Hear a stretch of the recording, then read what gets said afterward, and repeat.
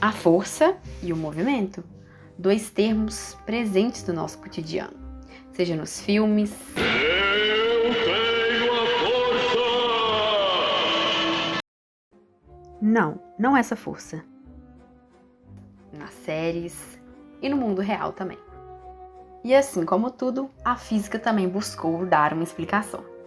Na dinâmica, a física abrange em sua constituição de fenômenos o estudo do movimento entre corpos e objetos. Então, se aplicando essa premissa, podemos dizer que a força é a responsável por fazê-lo acontecer.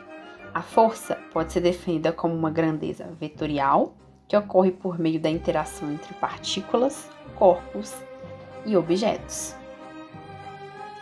Desse modo, o pai da física moderna, Isaac Newton, em 1687, com a publicação de sua obra Princípios Matemática da Filosofia Natural, buscou explicar a relação entre força e movimento, e a partir disso, baseamos a nossa mecânica newtoniana em 3 leis, as 3 leis de Newton.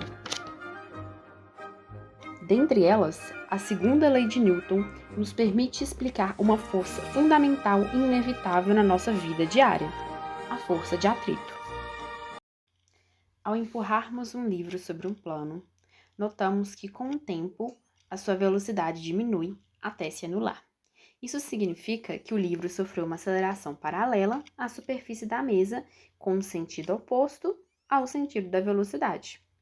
Explicando isso pela segunda lei de Newton, deve ter existido uma força paralela à superfície da mesa com sentido oposto ao da velocidade. E assim, denominamos essa força de força de atrito. A força de atrito pode ser classificada como força de atrito estático ou cinético. Vamos observar. Um corpo, estando em repouso, existe uma força de atrito estática atuando sobre ele. Ao aplicarmos uma força, se esse corpo não se mover, isso significa que não atingimos a força de atrito estático máxima. Ou seja, concluímos que a força de atrito estática é igual à força aplicada.